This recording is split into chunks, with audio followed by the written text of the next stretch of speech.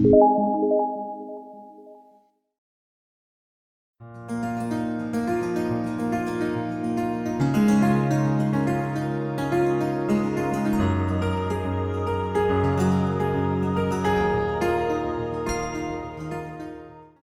a empezar por el libro La adolescencia, una lectura psicoanalítica.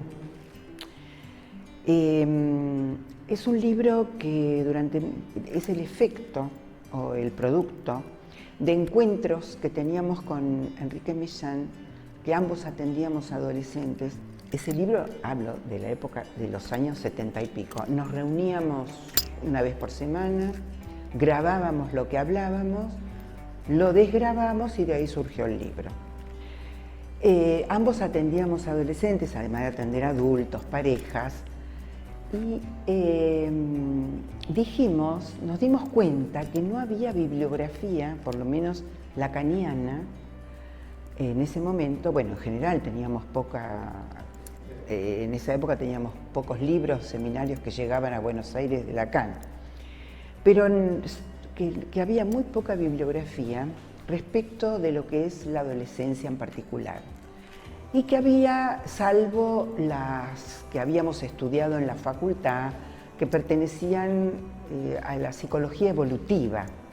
Me acuerdo de un profesor que yo tuve, Mauricio Knobel, que había escrito un libro acerca de la adolescencia, hablaba de las etapas evolutivas. Freud, sin embargo, tiene dentro de sus 3 ensayos, uno de ellos habla, el título se llama Metamorfosis de la pubertad, como si la pubertad fuera, cosa con la que concuerdo, un punto de inflexión entre la infancia y la adultez. Ahora, ¿por qué en el ámbito lacaniano no se hablaba de la adolescencia? Tampoco se hablaba mucho de la infancia. Quiero decir, a pesar de que había analistas que atendían niños y adolescentes y púberes, y además de adultos. Porque había también dentro de nuestra parroquia, también tenemos nuestros imperativos, ¿no? Nuestro super yo, como digo yo, lacaniano, y era que había que hablar de sujeto. Todos eran sujetos, que no importaba la edad evolutiva, que eso era hacer psicogénesis, etcétera, etcétera, etcétera. Bueno, nosotros, haciendo caso omiso de eso, porque tanto él como yo éramos muy rebeldes, a pesar de que seguíamos a nuestros maestros, decidimos que vamos a investigar a través de nuestra clínica qué era lo específico de la sexualidad y cómo lo podíamos teorizar. Fue así que surgió el libro Adolescencia, una lectura psicoanalítica. Fue un libro que tuvo, creo que 4 ediciones y creo que siempre se agotaron, porque además fue un libro obligatorio en una materia de la carrera de psicología de la facultad, de la UBA.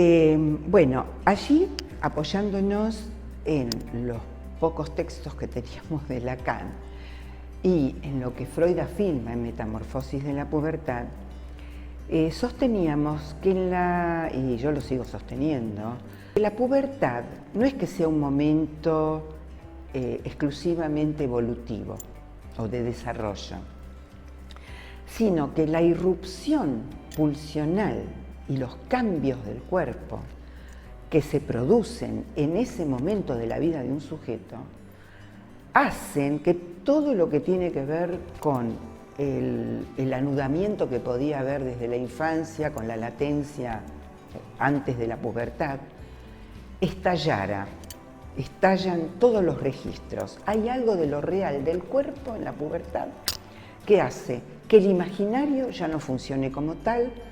Uno no se reconoce cuando aparecen los caracteres sexuales secundarios, o uno cree que tiene poco, que tiene mucho, etcétera, etcétera, etcétera.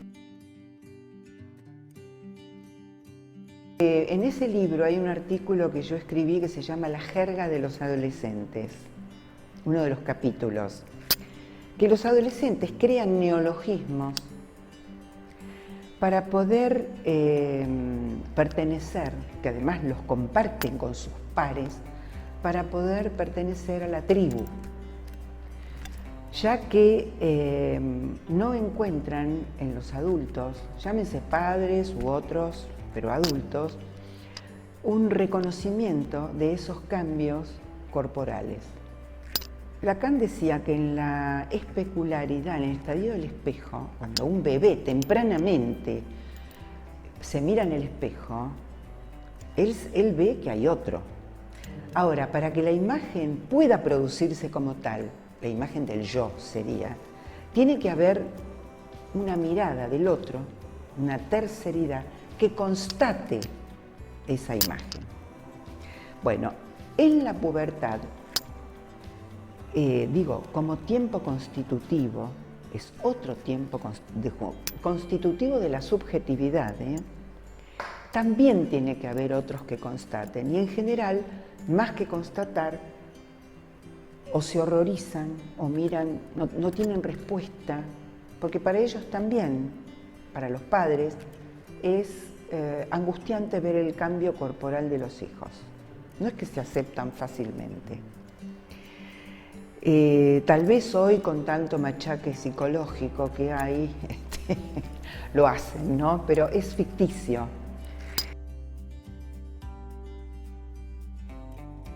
Bueno, ese estallido requiere de un nuevo anudamiento que también tiene sus tiempos. Y la tesis que afirmamos en el libro, cada uno en su artículo con diferentes problemáticas, la tesis que afirmamos es que en la pubertad es un tiempo donde hay un sellado del fantasma, donde hay una elección sexual, una identificación a alguno de los sexos. ¿Por qué digo 3 tiempos? Freud habló de 2 tiempos del despertar sexual. El primer tiempo ubicado en la infancia y el segundo tiempo ubicado en la pubertad.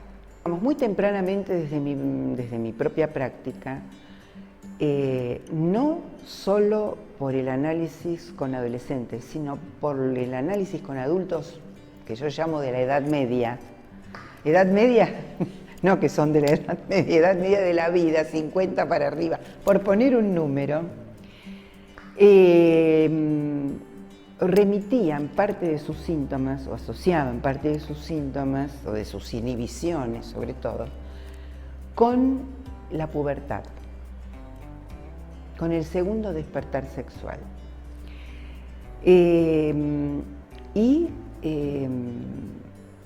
Cómo no se animaban a hacer ciertas cosas que sentían que habían dejado pendientes, sabiendo que ya habían pasado la mitad de la vida. Lo digo en términos comunes, para que se entienda. Hay 3 tiempos, ¿no? Pero voy a hablar del tercero porque ese es el que se me ocurrió a mí. Se me ocurrió a mí, pero lo que afirmo es que como la muerte está en el horizonte, más cercana, en ese tiempo de la edad media de la vida, vuelve a aparecer algo muy parecido a lo que aparece en la pubertad. Es decir, hay cambios en el cuerpo, hay miedo a enfermarse, hay enfermedades, y todo eso vuelve a cuestionar la sexualidad y la relación con el otro. Entonces decía, como en el horizonte está más cercana a la muerte, hay un camino posible de poder realizar aquello, no es voluntarioso esto, aquello que quedó pendiente de la mitad anterior de la vida, vamos a decirlo en esos términos. El primero y el segundo despertar son necesarios, dentro de lo que es la lógica de lo necesario, lo posible, lo imposible, lo contingente, son necesarios a la estructuración del sujeto. El tercer tiempo es contingente. Y yo hablo en el último capítulo de, bueno, algunos casos de pacientes que realmente pudieron hacer un cambio importante en sus vidas, a pesar de que vinieron con la angustia de ahora que los hijos son grandes o que los hijos se van o que la pareja, si siguen en la misma pareja, queda sola, ¿qué va a pasar? Quedan ellos solos. O si están separados, si van a poder tener otra pareja. En fin, una serie de cosas o cambiar de identidad sexual también. Encontré en Freud, porque parecía que el psicoanálisis nunca había hablado de eso, ¿no? Encontré en Freud, en uno de sus primeros trabajos del psicoanálisis, cómo él habla de la menopausia en las mujeres y la edad crítica de los hombres. Y dice cosas muy graciosas a la luz del... Digo, no son graciosas, para los que pasan por ese momento no son graciosas. Dice que las mujeres se vuelven regañonas, les cambia el carácter por la menopausia, dice, ¿no? Se ponen insoportables, muy demandantes, etcétera, etcétera. Y que los varones, en esa famosa edad crítica, temen perder su emblema fálico. Hoy hay objetos que ayudan a eso, ¿verdad? Digamos, como hoy, como digo yo, hay socios en ese momento de la vida para que el deseo funcione, que el deseo pueda no funcionar, porque los deseos están. Porque por otra parte, Freud dice también que todo esto tiene que ver, y esto es muy interesante, con que en la menopausia en la mujer se acrecienta la libido. Y Lacan, en el artículo La dirección de la cura y los principios de su poder, habla de un paciente suyo, un paciente menopáusico. Lo llama obsesivo menopáusico. Está en los escritos. Cuando digo los escritos, porque uno en los seminarios puede decir, bueno, uno agregó, como fueron transcriptos, no fueron escritos por Lacan, fueron enseñados. Bueno, un poco yo también me autoricé en todo esto para poder abordar el tercer tiempo del despertar. Pero vuelvo a decir, es contingente, y a veces no solamente se da en el campo de la sexualidad, sino como algo muy interesante en el campo de la sublimación, que es uno de los destinos de la pulsión. Por ejemplo, de alguien que toda la vida se dedicó al derecho, porque ejercía el derecho, muy exitosamente, pero lo que siempre quiso ser fue pintor. Y por una contingencia de una jubilación, creo que los jueces se jubilan antes, me parece. Antes, quiero decir, con una edad que uno diría ahora, son jóvenes, ¿no? Pero él ejercía privadamente también. Decidió dejar todo de un día para el otro y dedicarse a la pintura. Y hasta llegó a hacer exposiciones.